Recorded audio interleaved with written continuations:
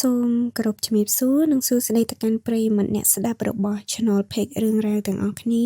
ត្រឡប់មកជួបគ្នាជាថ្មីម្ដងទៀតនៅក្នុងអេពីសូតនេះគឺអេពីសូតទី9ជាអេពីសូតដំបូងបើកឆាកនៅក្នុងឆ្នាំ2026ក្នុងអេពីសូតទី9នេះផងដែរ admin ទទួលបានរឿងរ៉ាវមកពីប្រិយមិត្តម្នាក់ដែលគាត់សុំនឹងមិនបញ្ចេញឈ្មោះទេអញ្ចឹង admin មានតែធ្វើការដាក់ឈ្មោះតាំងឲ្យគាត់ដូចរាល់ដងហ្នឹងណាអញ្ចឹង admin សូមដាក់ឈ្មោះឲ្យគាត់ថាបង្រាយទៅចុះព្រោះគាត់ជាមនុស្សប្រុសហ្នឹងបង្រាយគាត់បានចែករំលែកមកកាន់ admin ហើយនឹង channel page រឿងរ៉ាវដើម្បីយកមកចែកជូនប្រិយមិត្តទាំងអស់គ្នាបានស្ដាប់ពីបទពិសោធន៍ដែលបង្រាយគាត់បានជួបកាលដែលគាត់មានអាយុក្នុងប្រហែលជា13-14ឆ្នាំណាដែលគាត់បានចែកម្លែកថាសប្តាហ៍ថ្ងៃនេះគឺគាត់មានអាយុ25ឆ្នាំហើយអញ្ចឹងរឿងនេះវាកើតឡើងយូរដែរហើយតាំងពីគាត់នៅក្មេងប៉ុន្តែជាការចងចាំមួយដែលគាត់មិនអាចបំភ្លេចបានទេដោយសារតែវាកើតឡើងចំពោះមិត្តភ័ក្តិស្រីរបស់គាត់ផ្ទាល់តែម្ដងគាត់ក៏បានចែករំលែកប្រាប់មកកាន់ admin ថាកាលដែលគាត់មានអាយុ14ឆ្នាំនោះគឺគាត់ទើបតែរៀននៅថ្នាក់ទី9ទេប៉ុន្តែគាត់មានមិត្តរួមថ្នាក់ស្រីម្នាក់ឈ្មោះថាអាជីងដែលអាជីងត្រូវបានគ្រូបន្ទុកថ្នាក់របស់គាត់នឹងចាត់តាំងឲ្យធ្វើជាប្រធានថ្នាក់ផងដែរហើយគាត់បានបញ្ជាក់ប្រាប់ថាអាជីងហ្នឹងគឺគាត់មានសម្រស់ស្រស់ស្អាតខ្លាំងមែនតើបានន័យថាក្នុងមួយចំណោមមិត្តភ័ក្តិស្រីៗគាត់នៅក្នុងថ្នាក់ទី9ដែលគាត់រៀនហ្នឹងឯងអត់មានអ្នកណាស្អាតដល់អាជីងទេហើយកាលហ្នឹងជំនាន់ហ្នឹងគេហៅអាជីងថា Master អញ្ចឹងណាហើយសម្រាប់សម្រស់របស់អាជីងក៏ធ្វើឲ្យមិនថាមិត្តភ័ក្តិប្រុសៗនៅក្នុងថ្នាក់ទី9ហ្នឹងទេសូម្បីតែថ្នាក់ទី10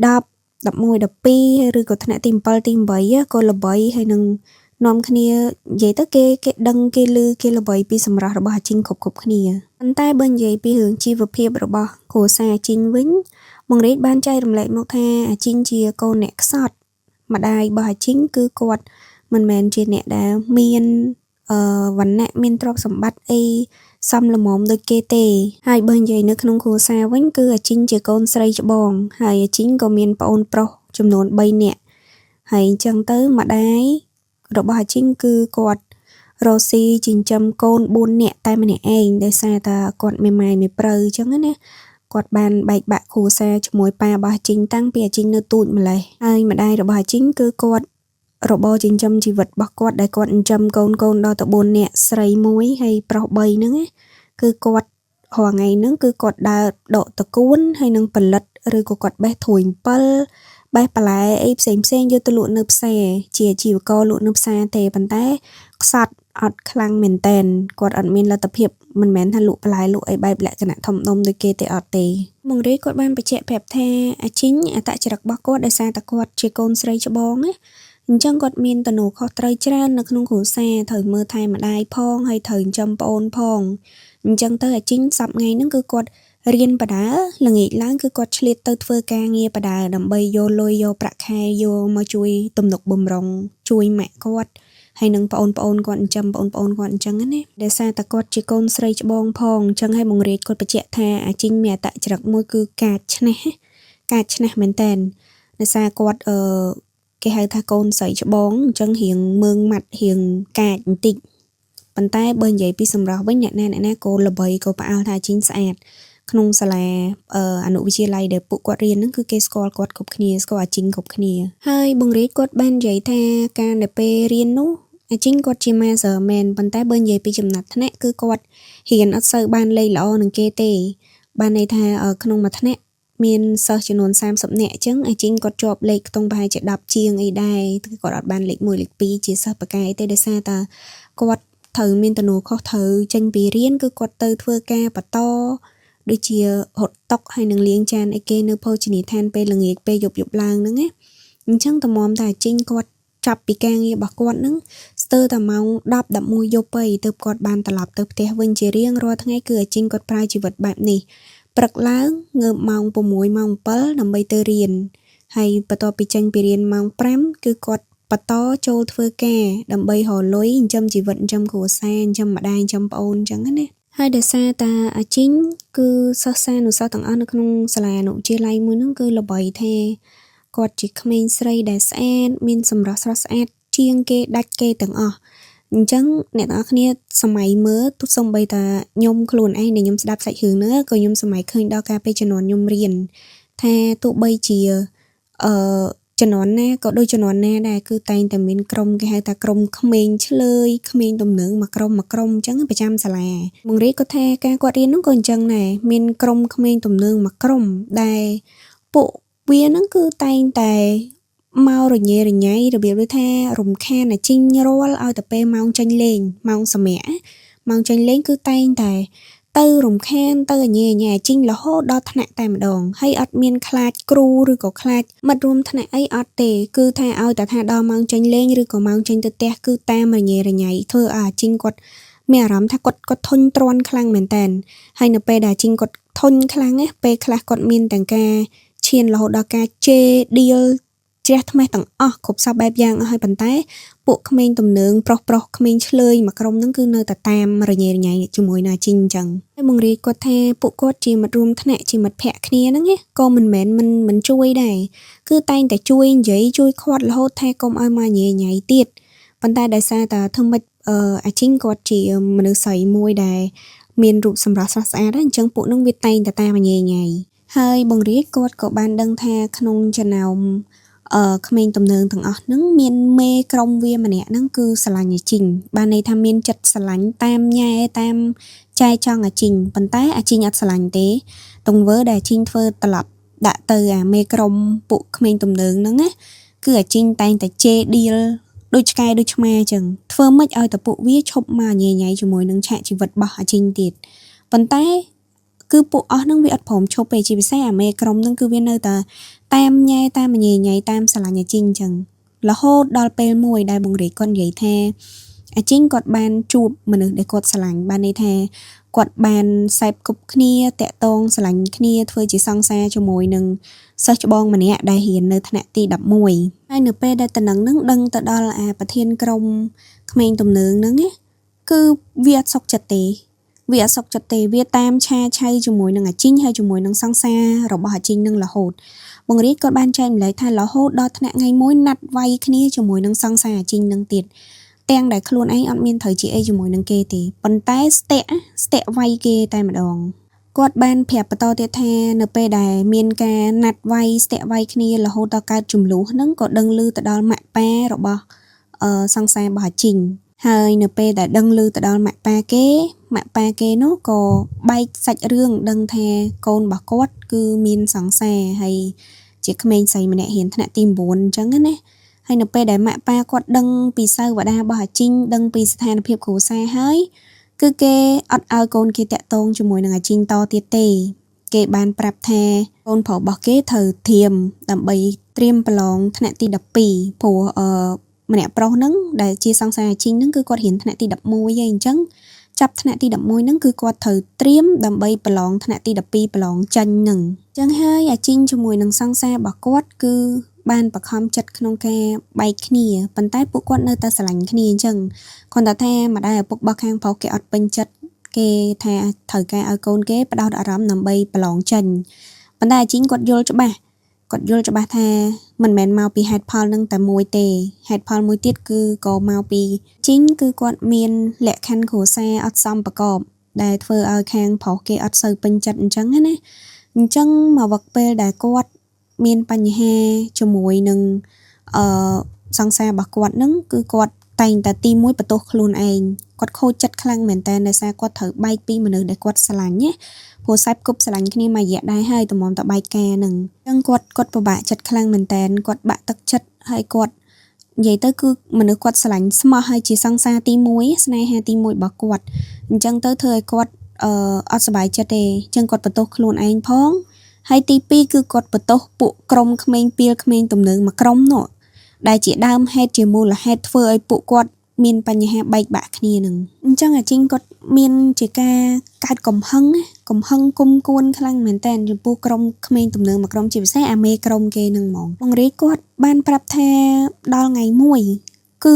អាជីងទ្រាំអត់បានមែនតើចំពោះទង្វើពួកអស់ហ្នឹងគាត់ក៏បានណាត់ជួបជាមួយនឹងក្រុមក្មេងទំនើងមួយក្រុមនោះហើយក៏បាននិយាយគ្នាជាមួយនឹងប្រធានក្រុមក្មេងទំនើងដែលតាមញ៉ែតាមឆាឆៅអាជីងហ្នឹង គាត់បាននិយាយចំតែម្ដងថាចាប់ពីថ្ងៃហ្នឹងទៅឈប់ឲ្យមកពាក់ព័ន្ធល្វីល្វល់នៅក្នុងជីវិតរបស់គាត់ទៀតហើយអាជីងបានបញ្ជាក់ប្រាប់ថានៅក្នុងចិត្តរបស់គាត់គឺគាត់អត់ស្រឡាញ់អាប៉ែមួយប្រធានក្រុមក្មេងទំនើងនឹងទេគាត់ប្រាប់ដោយត្រង់ទៅតែម្ដងថាគាត់មិនដែលមានចិត្តស្រឡាញ់សូម្បីតែ1%ណាដោយសារតែគាត់ស្រឡាញ់សង្សារគាត់ណាស់ចុងក្រោយគាត់ត្រូវមកបែកគ្នាដោយសារតែទង្វើពួកអស់ឯងហ្នឹងគាត់និយាយពាក្យទាំងអស់ហ្នឹងណាហើយគាត់និយាយខ្លាំងនិយាយឈឺគាត់ឌីលតែម្ដងគាត់បានឌីលទៅកាន់ប្រធានក្រុមក្មេងទំនើងថាឲ្យគាត់ស្រឡាញ់បែបម៉េចបើចរិតពីលចរិតទំនើងមិនដែលចូលរៀនចូលសូត្រឪពុកម្ដាយក៏មិនស្ដាប់បង្គាប់ធ្វើខ្លួនជាក្មេងទំនើងជាក្មេងដែលសង្គមមិនត្រូវការស្អប់សង្គមស្អប់ខ្ពើមអីចឹងណាគឺអាជីងគាត់ជេរខ្លាំងមែនតើបានន័យថាគាត់អស់ទ្រាំរបស់គាត់អស់ការអត់ធ្មត់របស់គាត់គឺគាត់បញ្ចេញអស់តែម្ដងហើយគាត់ក៏ប្រាប់ត្រង់ទៅដែរតែគាត់មិនបានស្រឡាញ់ទេហើយដល់ពេលធ្វើទង្វើបែបហ្នឹងអាជីងគាត់ថាធ្វើបែបហ្នឹងដាក់គាត់គឺគាត់រត់តែស្អប់គាត់ថាគាត់ស្អប់សឹងតែមិនចង់ឃើញមុខប៉ុន្តែម្នាក់ប្រុសប្រធានក្រុមខាងក្មេងទំនើងហ្នឹងណាក៏ឆ្លោះត្រឡប់មកវិញថាគាត់មានត្រង់ណាមិនល្អហេតុអីមិនស្រឡាញ់គាត់គ្រួសារគាត់ក៏មានទាំងដែលដឹងថាខ្លួនឯងរាល់ថ្ងៃគ្រួសារពិបាកបើសិនជាស្រឡាញ់គាត់យកគាត់អនាគតទៅវាប្រកាសជារុងរឿងប្រកាសជាល្អជាងនឹងជាងបច្ចុប្បន្នអញ្ចឹងណាតែជីងគាត់ថាគាត់ស៊ូយកអ្នកក្រដូចគ្នាក៏គាត់មិនយកអ្នកមានប៉ុន្តែចរិតអត់បានចរិតអត់កើតអីមួយទៀតអន់អីចឹងណានិយាយទៅគាត់ឌីលគាត់និយាយអាក្រក់ខ្លាំងមែនតើឆ្លោះគ្នាហ្នឹងទៅធ្វើឲ្យខាងប្រុសខាងក្រុមក្មេងទំនើងហ្នឹងណាខឹងខ្លាំងមែនតើគឺកើតមានជាការខឹងហើយគុំគួនខ្លាំងមែនតើរហូតដល់ថ្ងៃមួយគឺពួកក្រុមក្មេងទំនើងហ្នឹងវាកើតចេញជាកំហឹងគំនុំហ្នឹងណាក៏មានជាការបបួលគ្នាដើម្បីធ្វើបាបអាជីងដោយមុនថ្ងៃកើតហេតុសង្សាររបស់អាជីងដែលបានបែកគ្នានោះដែលរៀនថ្នាក់ទី11ហ្នឹងណាទទួលបានសារមួយពីម្នាក់ប្រុសប្រធានក្រុមទំនើងក្មេងទំនើងហ្នឹងផ្ញើទៅកាន់គាត់ដោយសារហ្នឹងបានទៅសេអត្តន័យថារបស់ដែលអញស្រឡាញ់បើអញមិនបានក៏គ្មានអ្នកណាបានដែរចាំទុកបន្ទាប់ពីបានឃើញសារហ្នឹងហើយសង្សាររបស់អាជីងគឺគាត់បារម្ភខ្លាំងមែនតើហើយគាត់បានយករឿងហ្នឹងមកនិយាយប្រាប់អាជីងដូចគ្នាហើយក៏បង្ហាញពីសារដែលម្នាក់ប្រុសហ្នឹងផ្ញើទៅកាន់គាត់ដែរប៉ុន្តែអាជីងគឺគាត់ឆ្លើយតបត្រឡប់ទៅកាន់សង្សារចាស់របស់គាត់វិញហ្នឹងថាអត់អីទេពួកវាអត់ហ៊ានធ្វើអីទេពួកវាបានតែនិយាយអញ្ចឹងសង្សាររបស់អាជីងគឺគាត់នៅតែបារម្ភព្រោះគាត់ដឹងថាពួកនោះវាជាក្មេងទំនើងវាមិនស្ដាប់មិនខ្លាចអ្នកណាទាំងអស់ហើយពួកវាប្រើប្រាស់ថ្នាំផងអញ្ចឹងទៅគឺគាត់ដឹងថាតចរិតរបស់វាគឺសាហាវព្រៃផ្សៃខ្លាំងមែនតើនិយាយបានថាស្អីក៏ពួកវាហ៊ានធ្វើដែរអញ្ចឹងគាត់បារម្ភក៏គាត់ប្រាប់អាជីងឈប់ធ្វើការពេលយប់ទៅចេញពីរៀនទៅផ្ទះទៅផ្អាកការងារពេលយប់នឹងមួយរយៈទៅប៉ុន្តែអាជីងក៏គាត់ប្រកែកហើយតបត្រឡប់មកវិញថាបើឲ្យគាត់ឈប់អ្នកណាចិញ្ចឹមម្ដាយគាត់អ្នកណាចិញ្ចឹមគ្រួសារគាត់អ្នកណាជួយបែងជួយខ្ញុំមែនបើបែងជួយខ្ញុំអានឹងបានខ្ញុំឈប់តែបើបែងអត់ជួយខ្ញុំបែងអត់មានសមត្ថភាពបែងអត់មានលទ្ធភាពទេរាល់ថ្ងៃបែងនៅក្រោមការគ្រប់គ្រងនៅក្រោមការចិញ្ចឹមបីបាច់របស់អ្នកផ្ទះរបស់ម៉ាក់របស់ប៉ាអញ្ចឹងនៅស្ដាប់បង្គាប់របស់គាត់នៅឡើយទេអញ្ចឹងអត់ទាន់មានលទ្ធភាពណាជួយខ្ញុំបានអញ្ចឹងខ្ញុំត្រូវជួយខ្លួនឯងខ្ញុំត្រូវជួយគ្រួសារខ្លួនឯងខ្ញុំមិនអាចឈប់បានទេហើយសង្សាររបស់ជីងក៏គាត់អត់មានពីអីនិយាយទៀតដែរគាត់គ្រាន់តែផ្ដាំផ្ញើថាឲ្យចេះមើលថែខ្លួននិងប្រយ័ត្នខ្លួនអញ្ចឹងណាទីបំផុតរឿងដែលសង្សាររបស់អាជីងខ្លាចគឺវាកើតឡើងមែនក្រុមក្មេងទំនើងមួយក្រុមហ្នឹងមិនមែនមិនដឹងទេថាអាជីងធ្វើការពេលយប់ថែមទាំងដឹងម៉ោងដែលអាជីងគាត់ចេញពីធ្វើការយ៉ាងច្បាស់ទៀតអញ្ចឹងហើយស្គាល់ទាំងផ្ទះដឹងទាំងម៉ោងការងារចេញវាជាឱកាសមួយដែលពួកនឹងតាមធ្វើបាបអាជីងអត់លែងទេជាពិសេសអាប្រធានក្រុមមួយដែលតាមស្រឡាញ់អាជីងនឹងគឺមានបំណងមិនល្អក៏បានបបួលគ្នាទៅស្ទាក់ចាំអាជីងចេញពីកន្លែងធ្វើការដងជាទម្លាប់អាជីងចេញពីធ្វើការនៅម៉ោងប្រហែលជា11យប់ហើយនៅពេលដែលអាជីងគាត់ចេញមកគឺគាត់ជិះម៉ូតូតែម្នាក់ឯងទេគឺគាត់ជិះម៉ូតូហើយចម្ងាយពីកន្លែងដែលគាត់ធ្វើការទៅកាន់ផ្ទះគាត់នឹងមានចម្ងាយប្រហែលជា2គីឡូពីគ្នាអញ្ចឹងណាហើយផ្លូវដែលគាត់ជិះកាត់នឹងគឺមានសភាពលក្ខណៈថាធម្មតាទេ10-11យប់វាអត់មានអ៊ូអរទេគឺតែងតែស្ងាត់ហើយស្ងាត់ចងំហ្មងដែលអាជីងគាត់ចេញពីធ្វើការជិះមកដល់កន្លែងមួយដែលក្រុមរបស់ពួកក្មេងទំនើងនឹងវាកំពុងតែពួនស្ទាក់ចាំនៅហ្នឹងណានៅពេលដែលមកដល់ចំណុចហ្នឹងនឹកស្មានអត់ដល់គឺពួកវាហ៊ានធ្វើទង្វើបែបហ្នឹងពេលដែលអាជីងជិះមកដល់គឺពួកវាធ្វើការគប់ដុំថ្ម គប់ដុំថ្មតម្រង់ទៅចំអាជីងតែម្ដងធ្វើឲ្យគាត់របៀបដូចថាគាត់អស់ការ control ជាមួយនឹងម៉ូតូរបស់គាត់ក៏ដួលម៉ូតូទៅភ្លាមហ្នឹងក៏នាំគ្នាចូលទៅចាប់ដោយម្នាក់ប្រុសដែលជាប្រធានក្រុមហ្នឹងណាចាប់យកអាជីងមកដោយប្រើថ្នាំសដំមិនដឹងថ្នាំស្លាប់មិនដឹងទេខ្ទប់ចំអស់ហើយចាប់លើកដាក់លើម៉ូតូគ្នាគេហ្នឹងក៏នាំជិះយកទាំងម៉ូតូអាជីងហ្នឹងមកជាមួយគ្នាមកទាំងម៉ូតូមកទាំងមនុស្សចាប់យកមកតែម្ដងហើយទីតាំងដែលពួកវាចាប់យកអាជីងមកហ្នឹងគឺយកមកក្នុងសាលារៀនហ្នឹងអ្នកទាំងអស់គ្នាព្រោះសាលារៀនរដ្ឋគឺมันមានជាការតឹងតែងអីទេដូចអ្នកទាំងអស់គ្នាដឹងចឹងហើយសាលានៅតាមខេត្តទៀតចឹងនៅពេលដែលចាប់យកអាជីងមកគឺពួកវាធ្វើសកម្មភាពរំលោភបោកតែម្ដងដោយគ្នាពួកវាមានចំនួន6នាក់ហើយដំបូងគេបំផុតហ្នឹងគឺអាប្រធានក្រុមគេហ្នឹងតែម្ដងដែលវាធ្លាប់បាននិយាយពាក្យនិយាយទៅគឺវាធ្វើទង្វើដូចពាក្យដែលវាបាននិយាយវានិយាយថាមនុស្សដែលវាស្រឡាញ់បើវាមិនបានអ្នកណាក៏វាមិនឲ្យបានដែរប៉ុន្តែពួកអានេះគឺវាសាហាវខូខើខ្លាំងមែនតើវាមិនមែនបានតែវាគឺវាធ្វើបាបចង់ឲ្យមនុស្សស្រីម្នាក់ហ្នឹងគឺខូចកិត្តិយសខូចគេឈ្មោះតែម្ដងគឺវាធ្វើការរំលោភបោកគ្នាវាទាំង6នាក់ហ្នឹងតែម្ដងហើយនៅពេលដែលពួកវារួចរាល់អស់គឺពួកវាទុក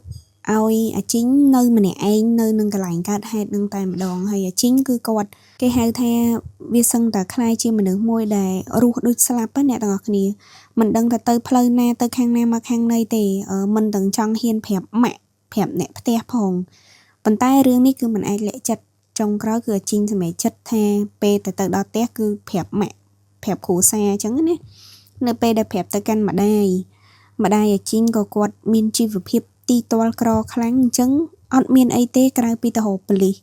ដើម្បីឲ្យគេជួយចាត់ការមាននីតិវិធីអីចាត់ការទៅតាមផ្លូវច្បាប់ចំពោះពួកក្រុមក្មេងទំនើងទាំងអស់ហ្នឹងទាំងដែលគាត់អាណិតខ្លោចចិត្តចំពោះកូនស្រីគាត់ខ្លាំងមែនតើតែបង្រៀនគាត់បានប្រាប់ថាដោយសារការពីជំនាន់នោះហើយនៅទីរួមខេត្តផងហើយម្យ៉ាងទៀត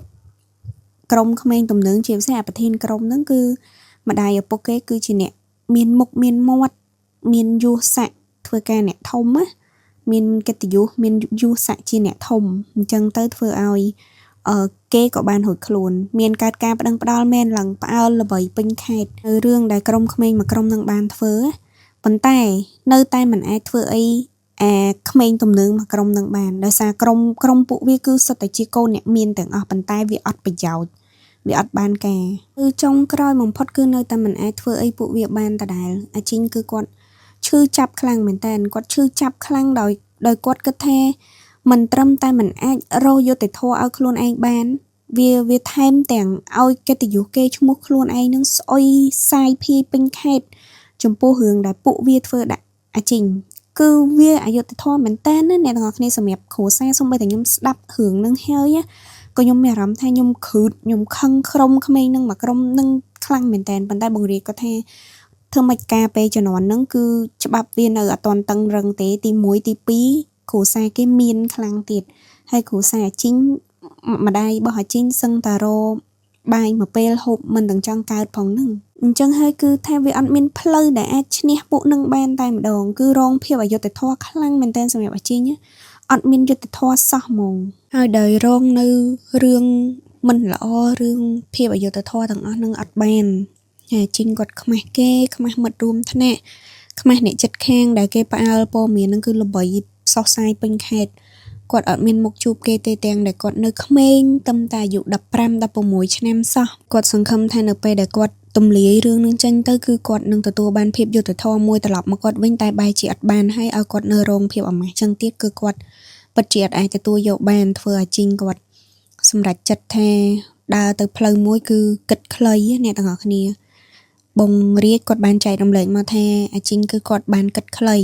ដែលគាត់បានចងកសម្រាប់ខ្លួនប្រហែលជានៅពេលដែលគាត់ចេញពីសាលារៀនហើយទៅធ្វើការហើយនៅពេលដែលគាត់ទៅធ្វើការហ្នឹងគឺកំឡុងម៉ោងប្រហែលជា 9-10 ហ្នឹងគឺជាម៉ោងដែលនៅសាលារៀននេះគឺស្ងាត់ហើយអញ្ចឹងហើយអត់ដឹងថាក្នុងចំណោមកំឡុងពេលហ្នឹងអាជីងគាត់ត្រឡប់ពីកន្លែងធ្វើការបកមកសាលាវិញដើម្បីធ្វើការសម្រាប់ខ្លួនហ្នឹងនៅក្នុងម៉ោងណាទេអត់ដឹងទេប៉ុន្តែបង្រៀនគាត់ថាពេលដែលដឹង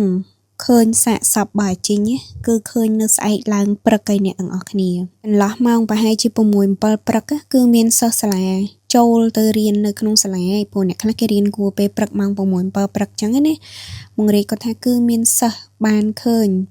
អាជីងធ្វើការចងកនៅនឹងដើមស្វាយធំមួយនៅពីក្រោយថ្នាក់រៀនណាបងរាជគាត់និយាយថាពួកគាត់គ្រប់គ្នាគឺបានដឹងថាក្រុមដើមស្វាយនោះហើយជាទីតាំងដែលពួកក្រុមក្មេងទំនើងមួយក្រុមនឹងធ្វើបាបទៅកាន់អាជីងគឺនៅដើមស្វាយនឹងតែម្ដងអញ្ចឹងអាជីងក៏គាត់ត្រឡប់មកដើម្បីធ្វើអត្តឃាតខ្លួនឯងសម្រាប់ខ្លួនក៏គាត់ចងកនៅក្រុមដើមស្វាយនឹងដូចគ្នាថាល្បីខ្លាំងមែនតើមានជាការផ្អើលពេញសាលាតែម្ដងពេញសាលាពេញខេត្តតែម្ដង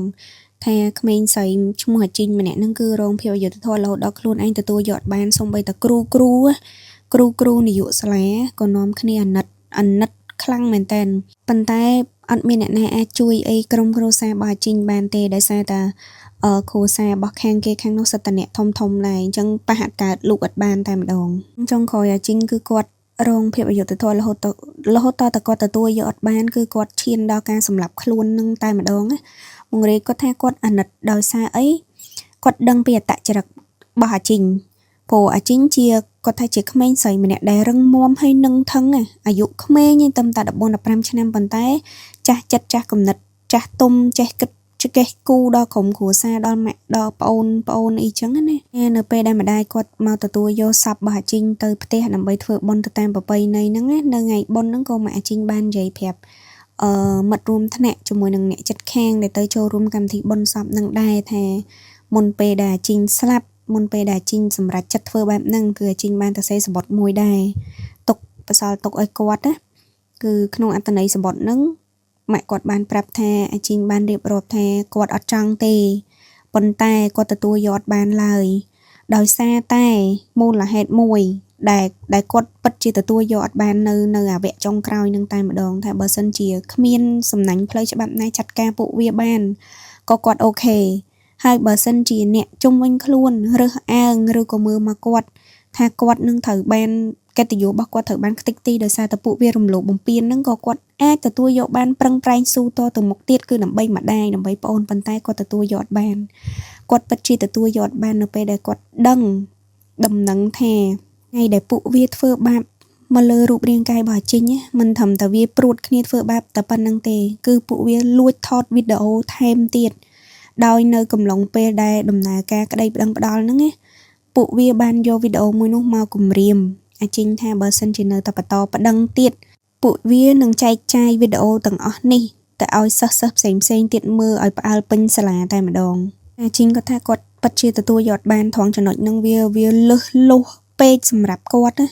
អញ្ចឹងហើយទៅនៅក្នុងសបុតហ្នឹងគាត់ទៅសេបញ្ជាក់ផ្ដាំផ្ញើថាគាត់អត់អាចនៅមើលថែម្ដាយនៅមើលថែប្អូនបានទៀតទេគាត់សុំទោសម្ដាយសុំអីចឹងណាតែគាត់ក៏មានជាការឈឺចាប់ខ្លាំងមែនតើគាត់ឈឺចាប់អស់អីនឹងថ្លែងឈឺចាប់ដែលក្រុមគ្រួសារខ្លួនឯងក្រគ្មានលទ្ធភាពមធ្យមទេងុំគេធ្វើបាបយើងអត់អាចតតាំងអីទៅគេវិញបានត្រឡប់ទៅគេវិញបានសំបីតែបន្តិចណាសោះឡើយ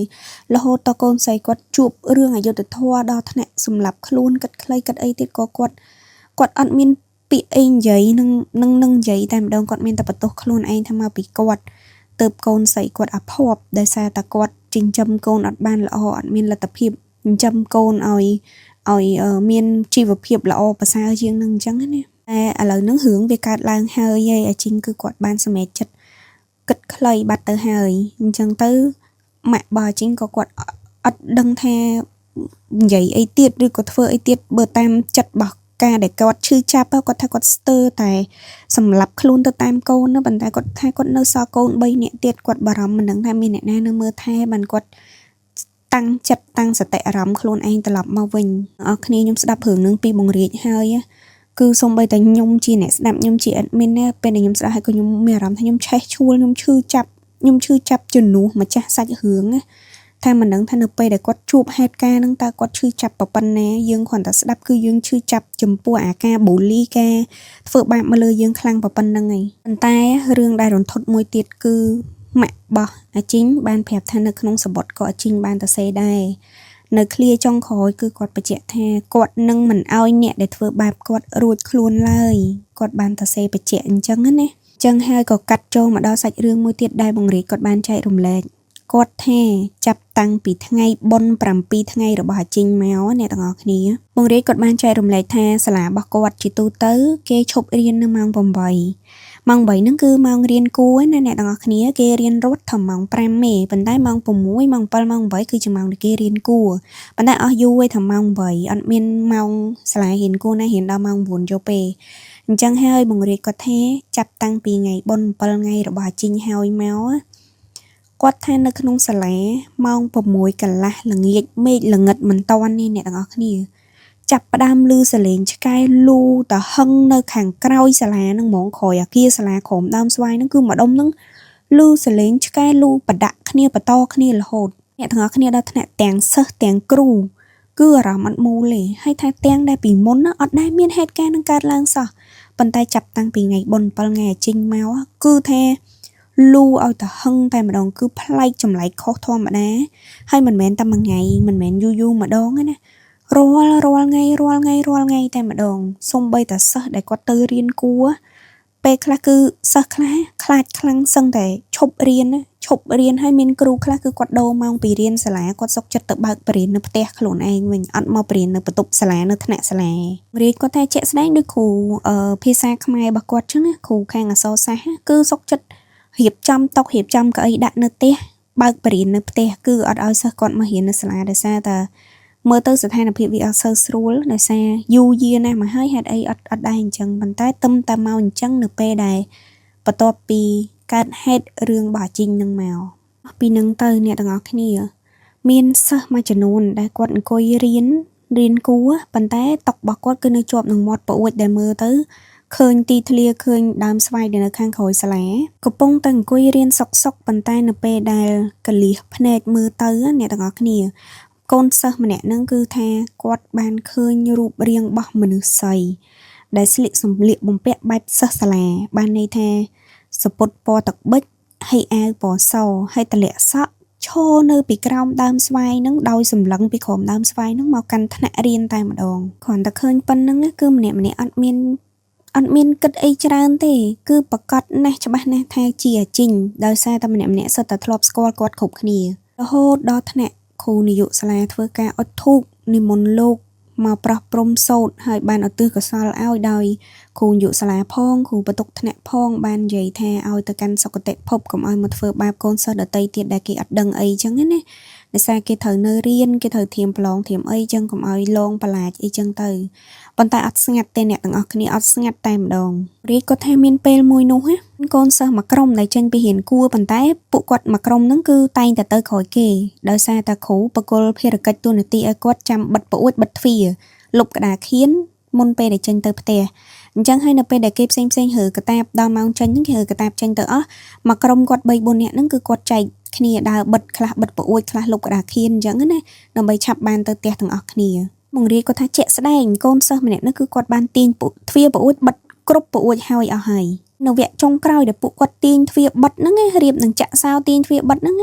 ស្រាប់តែគ្រប់ប្អួចទាំងអស់ដូចមានខ្យល់មកវូមកបើកប្អួចនឹងចំហទាំងអស់តែម្ដងជាពិសេសអាប្អួចនៅចំហៀងខាងក្រោយមកជួរខាងក្រោយសាលាម៉ាក់ហ្នឹងឯអ្នកទាំងអស់គ្នាអ្នកណានៅកើតគ្រាន់តែប៉ុណ្្នឹងគឺពួកគាត់នាំគ្នារត់ចុះមកដោយមិនបានចាក់សោទ្វារអីទាំងអស់ហើយអាការដែលលងបន្លាចមួយហ្នឹងគឺធ្វើឲ្យល្បីផ្អើលពេញសាលាតែម្ដង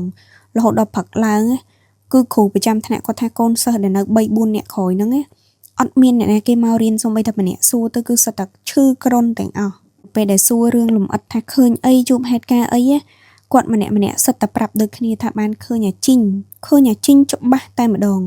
គឺព្រលឹងវិញ្ញាណរបស់អាជីងគឺឃើញតែនៅក្រោមដើមស្វាយខាងក្រោយសាលាហ្នឹងមិនទៅណាតែម្ដងរឿងតរហូតមកដល់បងរាជគាត់បញ្ជាក់ថាមានថ្ងៃមួយដែលបំណងប្រាថ្នារបស់អាជីងបានសម្រេចនៅពេលដែលក្រុមក្មេងទំនើងមួយក្រុមនោះដែលធ្វើបាបអាជីងហ្នឹងវាប្រពាក់ប្រពូនគ្នាអង្គុយជុំគ្នានៅខាងក្រោយសាលាចតម៉ូតូអង្គុយជុំគ្នាក្រោយសាលាជក់ព្រៃអានេះជាទម្លាប់របស់ពួកវាបងរាជបញ្ជាក់ថាទម្លាប់របស់ពួកវាគឺពួកវាអង្គុយល្ងិតនៅក្រោយសាលាហ្នឹងម្ដុំហ្នឹងហើយជក់ព្រៃបងរាជគាត់ថាគាត់អត់ដឹងច្បាស់ទេគាត់អត់ដឹងច្បាស់ថាអាជីងបានធ្វើអីពួកវាទេប៉ុន្តែអីដែលពួកគាត់បានឃើញ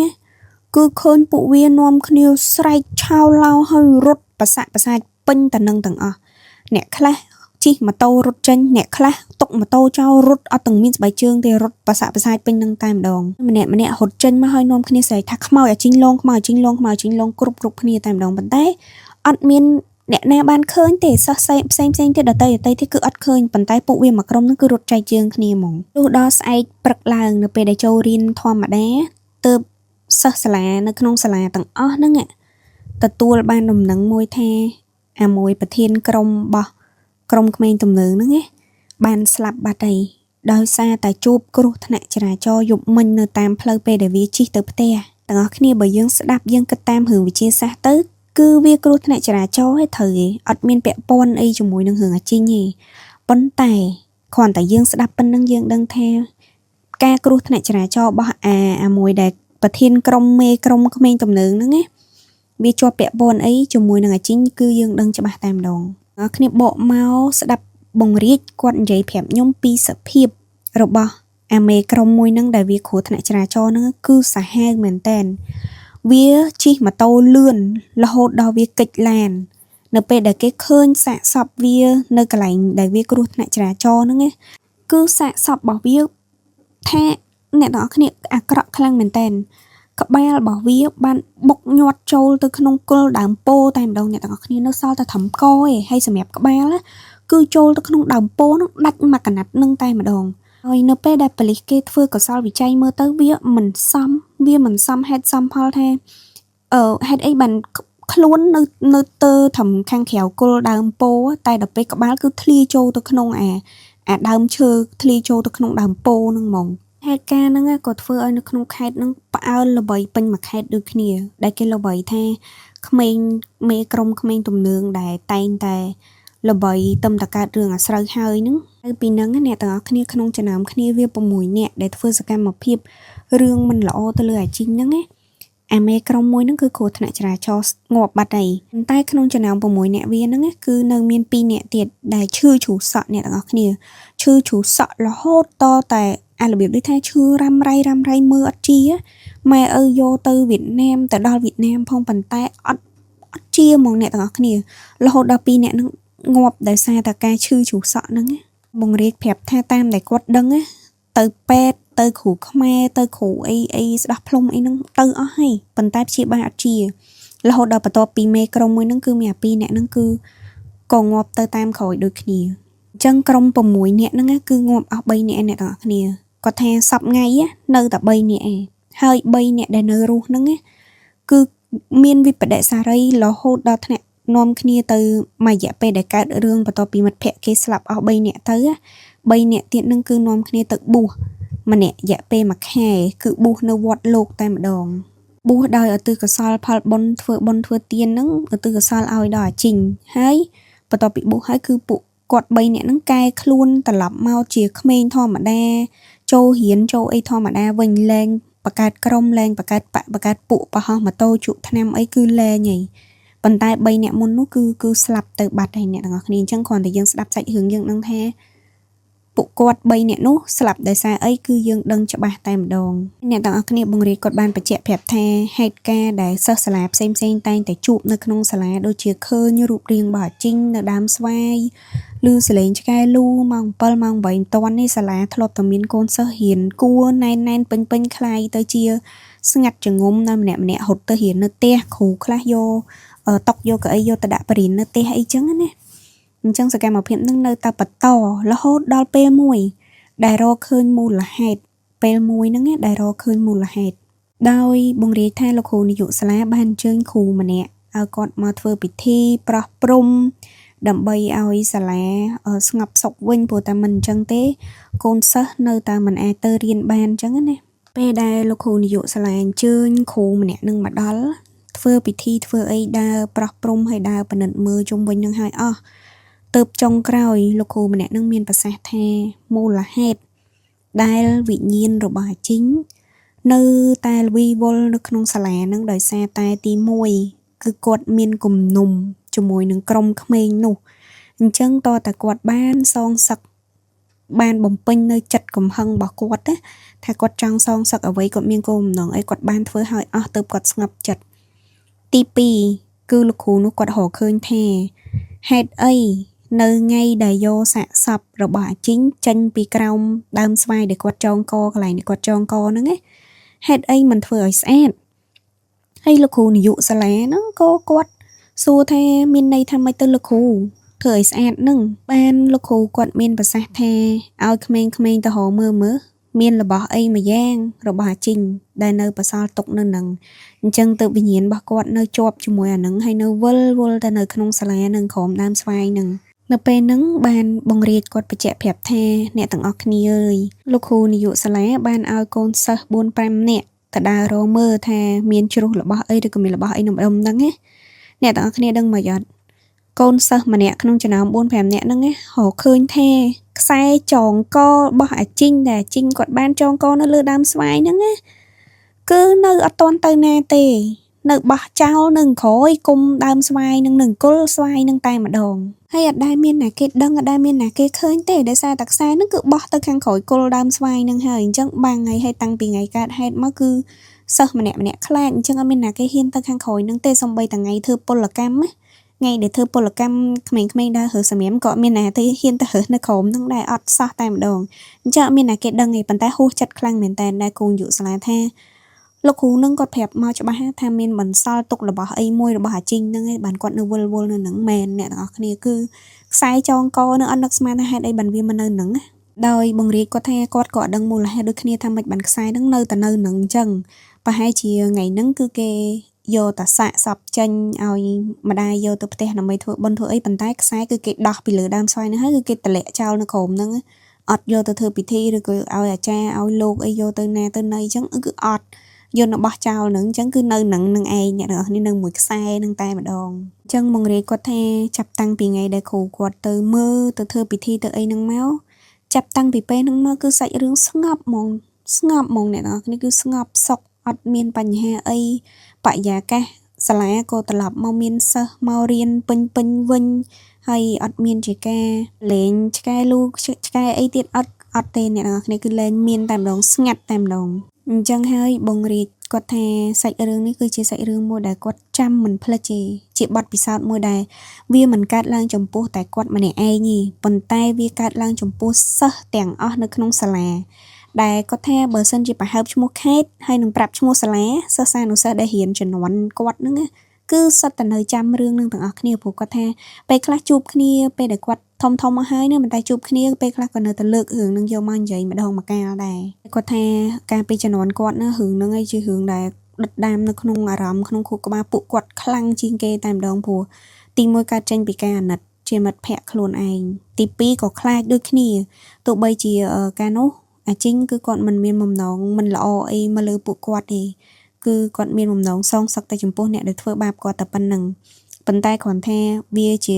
ស្ថានភាពមួយដែលគួរឲ្យខ្លាចទស្សនវិជ្ជាមួយគួរឲ្យខ្លាចមែនតើសម្រាប់ពួកគាត់ហើយបង្រៀនគាត់ថារហូតមកដល់បច្ចុប្បន្នហ្នឹងក៏គាត់បានដឹងព័ត៌មានមកដែរថាម្ដាយរបស់អាជីងក៏គាត់បានស្លាប់បាត់បង់ជីវិតទៅដែរហើយនៅសល់តែប្អូន3នាក់ហ្នឹងគឺធំអស់ហើយមិនដឹងថាពួកគាត់បែងចែកឬក៏អាសត្វអណ្ដែតគ្នាទៅដល់ណាគាត់ក៏មិនច្បាស់ដែរតែដឹងដំណឹងត្រឹមថាអ៊ំស្រីដែលជាម៉ាក់អាជីងនោះក៏គាត់បានបាត់បង់ជីវិតដែរតែដោយសារតែភាពចាស់ជរាជំងឺរបស់គាត់ទេអញ្ចឹងប្រិយមិត្តទាំងអស់គ្នានេះគឺជាសាច់រឿងដែលបង្រៀនគាត់បានចែករំលែកមកវាជាបទពិសោធន៍ព្រឺព្រួចមួយរបស់គាត់ដែរអញ្ចឹងហើយ admin ក៏បានយកមកដើម្បីនិទានប្រាប់អ្នកទាំងអស់គ្នាធ្វើការស្ដាប់កំសាន្តជាការកំសាន្តអារម្មណ៍មួយបន្ទាប់ពីចេញពីធ្វើការឬក៏ពេលធ្វើការងារផ្ទះបើដាក់ស្ដាប់ចោលអីអញ្ចឹងណាអញ្ចឹងបើសិនជាមានអ្នកណាគាត់មានបំណងចង់ចែករំលែកនៅសាច់រឿងឬក៏បទពិសោធន៍រន្ធត់ព្រឺព្រួចអីមកកាន់ admin អាចចូលរួមចែករំលែកបានតាមរយៈ link Telegram ដែល admin បានដាក់នៅខាងក្រោមណាហើយអ្នកដែលគាត់ជាប្រិយមិត្តថ្មីទើបតែចូលមកស្ដាប់ក្នុង channel Page រឿងរ៉ាវកុំភ្លេចជួយចុច like subscribe នៅ channel មួយផងហើយកុំភ្លេចចុចសញ្ញាកណ្ដឹងនៅពេលដែល admin ចេញ episode ថ្មីគឺ load ឃើញនៅលើគេនឹងមុនគេតែម្ដងអញ្ចឹងនៅក្នុង episode ទី 9 នេះគឺមានតែប៉ុណ្្នឹងទេចាំជួបគ្នានៅ episode ក្រោយៗទៀតណាបាយបាយ